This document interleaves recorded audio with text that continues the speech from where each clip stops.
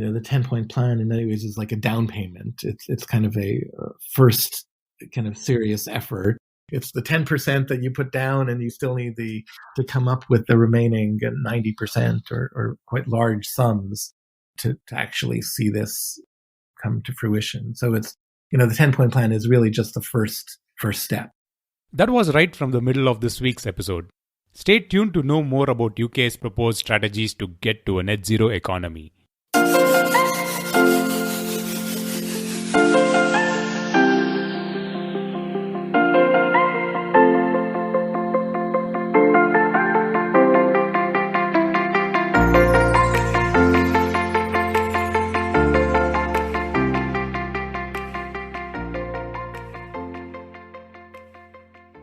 Hello and a warm welcome to yet another episode on the Mission Shunya podcast. For all the new listeners, just a quick introduction. The Mission Shunya podcast, by the way Shunya means zero, covers all global stories around this transition to a zero carbon economy. We are nearing 50 episodes, so feel free to check the archive or the playlist to listen to any of the previous episodes. If you liked it, pass it along to a friend or a colleague. We have one new episode every 2 weeks. This week, our guest Dr. David Reiner is a political scientist, a senior lecturer at the University of Cambridge at the Judge Business School, an expert when it comes to technology and energy policy. Well, and I had the privilege to be guided by him while I was there pursuing my master's. And on this episode, we talk all about the UK's energy policy, its priorities as it transitions to a net zero economy, the new 10-point action plan, the plans around e-mobility, the strategies in carbon capture and storage, the upcoming COP26, and a lot more. With that brief, let's jump into the feature segment. Hello, Dr. Reiner. Welcome to the Mission Shunya podcast. Glad to have you on the show. Pleasure to be here, Girish. Good to finally catch up with you. Yes, I have to say that it's been an absolute pleasure to having known you for a few years. And in fact, I've been glad that you were my supervisor when I did my master's thesis. So, Dr. Reiner, I asked guests this general question about what got interested in the work, what got them interested in their work. So let's have a brief background on, you are an expert in technology policy, you have worked with various government and non-government for a long time, multiple research publications. And so where did it all begin for you? How did you get interested in the policy aspect? Yeah, that's a great question. My first degree was in physics. And I actually started a PhD in plasma physics. My PhD was I was getting it in Princeton. Okay. And I was working in a large U.S. national lab at the time. And the lab was actually going through all sorts of budget cuts, which had nothing to do with the science they were doing there, but everything to do with, or one of the aspects was the fact that the House of Representatives Science Committee chairman had been from New Jersey, which is where Princeton is based, and he retired, and then it was taken up by somebody from Texas who didn't see why you should give as much money to a lab based in Princeton. And I mean, I always have had an interest in kind of, if you want, more of some of the social science, social side of things, but I think that kind of helped catalyzed my leap out of the hard sciences, and that kind of led me to do more policy based work. And then you went to MIT. That's right. So my PhD. So I worked in Washington D.C. for a couple of years as an environmental consultant, and then did my PhD in political science at MIT. How did the move to Cambridge happen? What got you to Cambridge? Again, like many people, life is full of happenstance. I was finishing up my PhD, and the Chancellor of the Exchequer at that time was Gordon Brown, and he had given $100 million, 60 million pounds for MIT to work with Cambridge. And as part of that, they established some research collaborations, one of which is turned into our energy policy research group. Okay. And another, in terms of aspect of this, was our half dozen or so new master's programs, MPhil programs here at Cambridge. One of which was engineering for sustainable development, which is where you came to me from, and the other was master's in technology policy. So I was one of the two first faculty to start with this new master's program here at Cambridge. So that kind of came more or less right after. Well, after I did a year of postdoc at MIT, and then I started up here. That's a wonderful journey and a wonderful move to Cambridge. Now, once you were in Cambridge and in UK, I think UK was undergoing a transition, or globally countries were moving out from the economic crisis of 2008-9. And at that time, I think one of the reports that came out was the Stern Review. And that had a significant impact on how policies were framed in the UK, in the energy sector particularly. How did that happen? And what was the impact of the Stern Review on the policies that UK framed after that? Well, I mean, I would take a step back even before that. I mean, I arrived here in, I think, 2003, and almost every year in that period, we seem to be having a different kind of major energy white paper or kind of rethinking long-held views on energy policy, on climate policy. So I think that period, kind of in the early 2000s, was quite an active period in kind of rethinking this. And one of the things, as you say, one of the more sort of arguably globally important aspects of that was commissioning Lord Stern, Nick Stern at LSE, to write this Stern Review on the economics of climate change. And I think that had in many ways was in some ways a symptom as much as a cause of what happened here. It kind of reflected a significant amount of kind of built up interest in these issues by the UK government, and so I do think that has been one of the kind of defining times in terms of having UK not just energy policy, but kind of moving climate as an issue to kind of a fairly high level of attention in terms of the UK government policy. So it was also at that time that in the kind of early 2000s that the UK through its embassies actually had climate attaches or energy and climate attaches in many of their embassies. I know even in their consulates. So in China, for example, they had not just in the embassy in Beijing, but in a half dozen consulates they had that climate attache. So it became quite an important aspect of not just domestic but foreign policy. And I think the Stern Review, because of its kind of global reach, I think also had that same played a role in that type of wider reach. True, as you rightly said, the Stern Review had a wider reach, and the subsequent actions actually kind of helped UK get to at least make solid progress, running up to, say, even the Paris Agreement in 2015, and subsequently after that, UK has made like significant announcements, one of which is the target to go to net zero by 2050, which we will talk about in detail. And how confident were you when the first announcement was made of UK getting to net zero by 2050? Well, I mean, I think it is important to say that the UK has tried to be a bit of a pioneer in that regard. I mean, the latest way of talking about it is in terms of net zero, but we just celebrated, I guess, the 10th anniversary of the Climate Change Act, which set into law what was then seen as very ambitious 60% target by 2050, and then an 80% target. And then just last year, we've established a net zero, so this 100% target.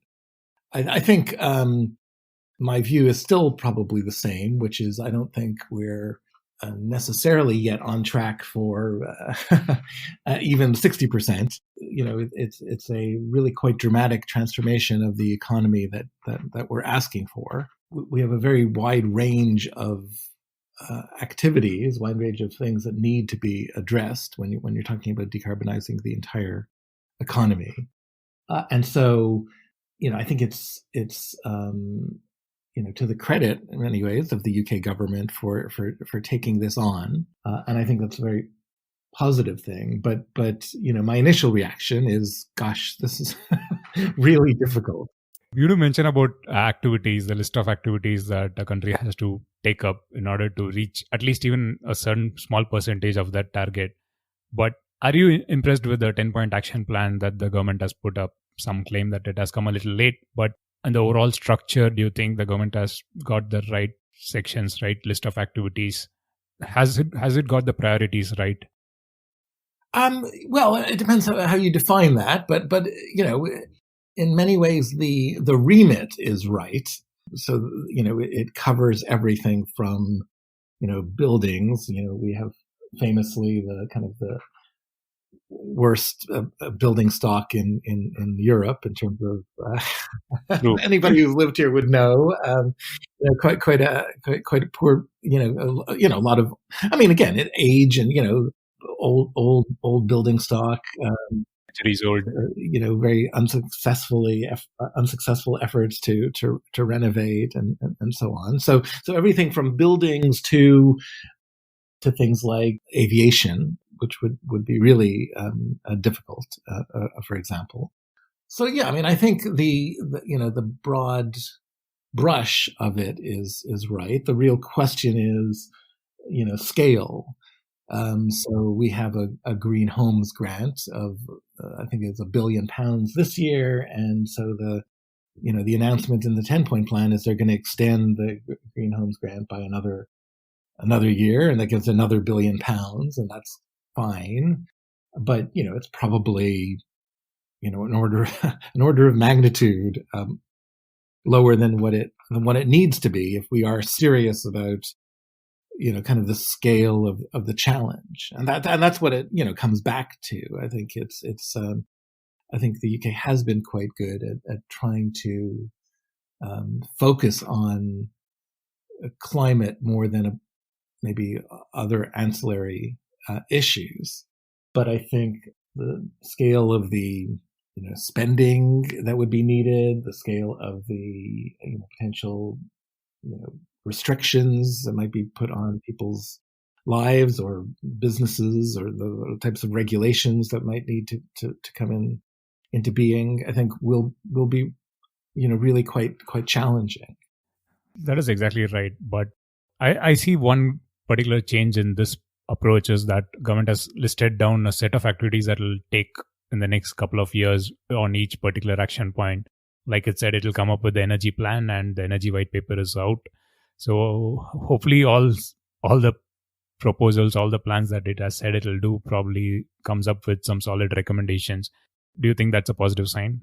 Well, again, it is a the energy white paper is much longer than the 10-point plan. Exactly. But mostly it still is a sort of commitment to develop things. So it's, by 2022, we will develop business models to get, low carbon hydrogen or CCUS clusters, or, these sorts of measures off the ground. It's not in there yet. It's still sort of a commitment to do something in the future.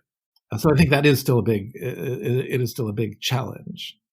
But the overall narrative seems to be pretty ambitious. Like, for example, the electric vehicle ecosystem, right from having batteries in the West Midlands to having factories and everything rolling out electric mobility in UK. I think is a pretty good picture, if I were to put it that way. On the electric vehicles, that is probably the most concrete announcement, which is this kind of 2030 announcement that they won't be selling. They'll still be selling potentially very efficient hybrids or something, but they won't be selling generally any fossil vehicles after 2030. So that is a concrete announcement, and that's quite substantial and a bit ahead of other countries. Yeah, I think we should also point out that government has come up scaled down as well. Last year it had a different target about 2035, 2040. Now it said like 2030 is the year that we are going to stop this. So I think they have been pretty aggressive in that front. Yeah, no. So I think that's a very positive a development, very concrete development, and something that will be quite challenging, because that means you need to get all the associated infrastructure in place by then. You can't tell people that they need to buy electric vehicles when there are no charging points. I mean, I have a friend and neighbor who ended up buying an electric vehicle, who was personally negotiating with the Cambridge Council as to whether they would be able to set up a charging point near his home. It shouldn't be up to the individuals to be doing that. We for this to work, we need to be able to have a kind of wide scale rollout so that anybody that needs it, regardless of whether they have off-street parking or on-street parking, regardless of whether they're tower block in London or whatever, that they would have access to this. So that is a big challenge to roll out over the next decade. How do you think the investment numbers that the government says it'll commit into these projects, do you think is a little justified? I guess it might be a little early in few categories, but overall, what's your opinion on the investment forecast that the government has published? It's still, if you want, TBD, right? To be determined. I think there's, as I said, a lack of clarity as to what actually will materialize. There are commitments to these, as I said, business models, financing models, and so on. But there aren't hard and fast commitments in detailed terms. On the positive side, I mean, the Treasury, the UK's finance ministry is very is paying attention to this in the last year or two in a way that probably hadn't been the case until then. So I think there is a much greater awareness in the center of what the thinking more carefully about the implications and maybe a bit more commitment to this. But that doesn't mean that there are bankable decisions that a chemicals company in Scotland or a steel mill in South Wales can do anything with. It's all still up in the air. True. In that sense, do you think that the government's plan and this 10-point action plan has come up as a build-up to the COP26 that's happening in UK in 2021? Do you think, is it all building up in a way that UK is trying to position itself as a leader in getting to net zero and driving other countries forward? I think that does play a big part of it. I mean, it's a bit of an accident that it's November 2021 instead of November 2020, right? Because it was meant to be last month. Exactly. Nevertheless, I mean, I think it is seen as a great opportunity for the UK to be on the international stage on an issue where it actually has, in many ways, been a genuine leader for the last number of years. It's also not, again, accidental that, at a time of Brexit, which we don't like to talk about here in Cambridge, but, at a time of Brexit, that it is an opportunity for the UK to show some sort of international diplomacy and international leadership on this issue. And, it doesn't hurt, for example, that there's a new, incoming Biden administration in the US. And so this is, again, one of the areas where the UK has taken quite an active role in its time in the EU. It was actually a big advocate for putting climate change front and center. So in the early 2010s, when Ed Davey was Secretary of State, he kind of led the push in the EU to make the 2030 target, which the EU is now ratcheting up. But he kind of led the charge to put climate and not, say, renewables targets as the core of the European effort. So yeah, I mean, I think the timing in many ways is quite fortuitous for the UK. So that's an interesting word that you bring out, Dr. Reiner, because early on in a decade ago, the narrative was predominantly around getting to a certain percentage of renewable energy.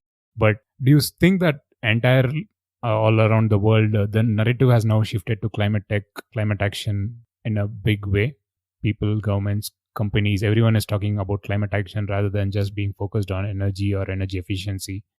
I mean, to some extent. I mean, I think you have, in many ways, renewables is the most visible, or in many people's minds, understandable kind of green effort. Yes, I mean, a couple of years ago we had RE100, which is, many companies switching over to 100% renewables. And now you have many companies increasingly moving to net zero commitments. In terms of countries, I think, EU being a case in point, you have increasingly that focus on the broader climate agenda. And, I think that's good because it kind of broadens the discussion, so that we also, we can't just focus on building up renewables while having, deforestation or, kind of large amounts of methane and so on going into the atmosphere. So I think there is kind of a positive move, I think, in that sense.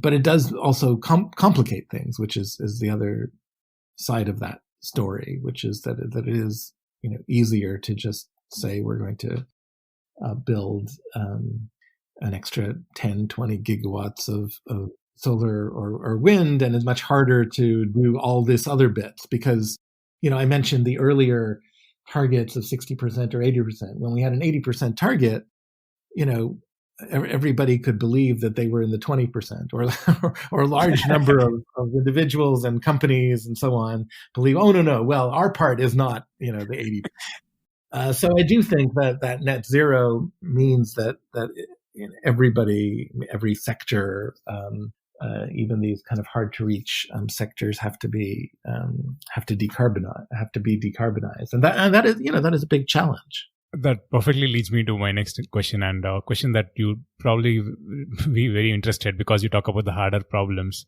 And one particular problem or technology that you've been an active advocate, or you're trying to push policies around it, is carbon capture and storage. What's your take on that? And do you think, at least now that government in the 10-point plan, or even subsequently in the next plan that it says will lay out by building 4 sites in UK by the next decade, do you think there is some move, at least now? That's a good question. I mean, one thing to say is I've been following this for many years. I'm people that know me well enough probably wouldn't say I'm a big advocate. You've been a follower. Yeah, sorry to I really phrase that. No, but I mean, in many ways, to me, it's fairly closely tied to some of these deeper commitments on climate and net zero and so on. And so if we are, I think it's quite difficult to get to net zero or to do really ambitious things without carbon capture and storage. It's also one of the few aspects of these kind of portfolio that really only has a climate-based justification. So there are lots of reasons why people had been supporting, say, nuclear power or even renewables before climate was there as a rationale for advancing it, on grounds of energy independence and security concerns, not being reliant on foreign sources of energy and so on. Carbon capture and storage, mostly what it does is it adds cost. Right. And if it's adding cost, you are doing that the only grounds you're doing it are on climate grounds, essentially. So I think that is one of the big questions. How serious should this be? So the government has now increased its, again, if we're talking narrowly in the UK, has increased its commitment back up to £1 billion. It was £1 billion more than a decade ago, when they had a £1 billion competition that was only focused on coal, because that was meant to be with a bit of, I don't know, arrogance maybe, but essentially a way of showing the Chinese how to do things, I think, was the ultimately underpinning logic in the kind of late 2000s. That competition failed. True. Then there was a second competition, again for £1 billion, that was launched in 2011 by the coalition government between the Conservatives and Liberal Democrats. And that failed when the majority Conservative government came in, and George Osborne, in his first budget, as kind of for a majority Conservative government, essentially killed the £1 billion that was on the table. So here we are back again at £1 billion. So that in itself is not, to me, much very convincing. I think the wider political economy is probably more favorable, though. I think one of the things that they've done has been to move away from a strict focus on power to a wider view that, again, back to the idea that we need to target not just certain sectors, but all of the entire economy. And one of the harder bits to deal with is industry, energy-intensive industry in particular. So moving away from power towards these industrial clusters. We had Claire Perry, who was the energy minister at the time, commissioned a cost challenge task force. I was on that. A number of others were on that, colleagues, and and I think a very positive takeaway from that, which was in 2018, was to shift the focus to these industrial clusters. And so they've created an industrial decarbonization challenge that has recently been in the process of awarding some kind of initial funding for these clusters.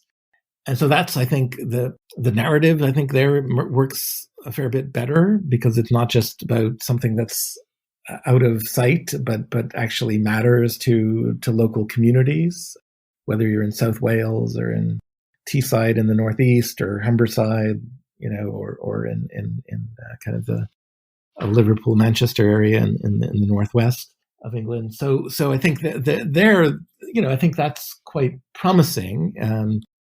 It's quite I wouldn't underestimate the challenges. I mean, the decarbonizing industry is inevitably going to be harder, because it's it really is it involves sectors that are exposed to trade. So they have this credible threat that if you hike up costs, if you raise costs, then we'll go somewhere else to make our chemicals or cement or steel. And so I think that puts a onus on government to come up with ways to make this more appealing to the industry, in a way that, power sector largely is stuck here, whereas these industries are much more able to leave. So I think that is a big challenge. But on the positive side of this, in terms of support for CCS, and I think also for hydrogen, for that matter, which is the kind of related aspect of this, I think that makes the story much more compelling. And then just one final point in terms of the political economy, it's also not an accident that many of these clusters are in areas that are kind of what in the UK we'd call marginal constituencies. These so-called red wall seats. These are seats that might alternate between, which had been in many cases Labour seats, or had been alternating between being Labour and Conservative seats. So if you're seen as delivering effective action, not just on climate, but in terms of regional development, and it also has kind of political importance, then that does get the attention of political political leaders who can see not just kind of the green benefits, but also some of the wider societal and even political benefits associated with those type of investments. It's nice that you put it that way on the wider political economy of the UK aspect as well. And as you rightly said, maybe the maturity of the technology or the political will of the companies and others are also favorable at this point for CCS to at least have a good start, if I were to put it. You have written a lot of articles, and recently I think you did write about the social equity part of CCS as well, that UK as a country is fine, but again, carbon capture and storage, again, it boils down to every country has to do this if the entire climate justice or the climate action has to be successful. What's your view on the equitable distribution of the CCS part? Well, equity is always a big challenge here. One of the aspects that we're looking at, for example, is on heat, and so the largest single source of emissions in the UK is heating our buildings, and that's largely done through natural gas. And for example, natural gas only has a VAT, a value-added tax of 5%, compared to kind of for all other goods and services, or most other goods and services, which is at 20%. So I think that is a big challenge. The logic, has always been on the grounds that, and it's also household electricity that is also taxed at 5%. And I think there are grounds on equity concerns that people don't want, you don't want to discourage people from running their heater at running their boiler at on a cold winter night.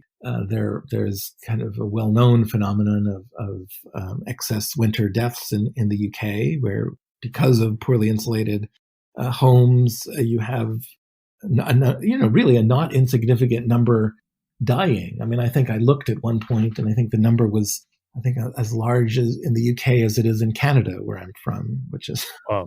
outrageous. True. But that's because we insulate our homes in Canada. But that touches on this whole question of equity and how you would decarbonize our heating system. And one way would be to shift to heat pumps, which would be electric. But then the problem is, on the very coldest nights, how do you get the size of the system large enough that you're going to have the flexibility of the system that would mean on a cold, windless night. So you might have lots and lots of wind, but how do you know that you're going to be able to assure the availability of that wind? And so that's why you would need decarbonized firm power, and that ends up being either nuclear or CCS or other types of power, like bioenergy with CCS, that might help you allow you to have a bit more emissions. But so those are some of the big questions, but they come back to your original point about equity, that making these types of moves, doing these kind of not just climate policy but energy policy actions, aren't just a matter of overall cost of so many billions, but could potentially have disproportionate impacts on those who are least able to pay. So that's that would be something that you need to take cognizance of and be very careful in addressing and designing a kind of a new decarbonized system. True. That is well said on the point of inequity. Before we move to the final question, one quick question on, since we are talking about equity, do you think the overall plan, the 10-point plan, and the entire decarbonization strategy to going to net zero, are you positive on the impact that it could have on in terms of job creation or bringing back manufacturing to UK? Do you think there is a positive vibe to this? I mean, you don't have to make a political answer, but give a political answer. But do you think there's a positive vibe? I mean, it's a great question. I think I'm not sure I'm optimistic about bringing a lot of manufacturing jobs back. I mean, I think there is the danger of losing, fewer manufacturing jobs if you want. So I think the future of UK steel manufacturing is at stake, and chemicals and so on. So we've already lost or shut down a significant fraction of steel mills already. And the question, I think, is what will be left going forward. So I'm not sure if that's a optimistic as much as it is sort of a defensive way of thinking about this. I think that the 10-point plan in many ways is like a down payment. It's kind of a first kind of serious effort, but it's going to require the annuities that come. Yeah, it's gonna, it's like, it's and again, probably similar order of magnitude. It's the 10% that you put down, and you still need to come up with the remaining 90% or quite large sums to actually see this come to fruition. So it's the 10-point plan is really just the first step. That's a good way, a rather positive way to put it. Now, ending on a positive note, we spoke about UK's position or growing prominence in climate action. And one particular thing that's got the global attention was when Department of Energy, early on had this calculator developed by Sir David Mackay. Now it's called the Mackay calculator. That modeling approach was adopted by a lot of other countries, including in India. So now with this approach of going to net zero again, with UK becoming the first major country to announce, and a lot of other countries, and even China has announced of going to net zero by a particular year. Do you think this is progressing well in terms of climate action on a large scale country level? Well, I mean, just as an endorsement of the, I don't know about climate action, but I would strongly endorse the Mackay calculator, which was literally, I think, just a week or two ago relaunched by BEIS, the UK Department for Business, Energy and Industrial Strategy. And there's kind of a higher level of version, and then there's kind of a more kind of detailed version that's called the Mackay calculator that they've launched. And so I think that's great. And David was always very much an advocate of, as he would say, numbers needed to add up. True.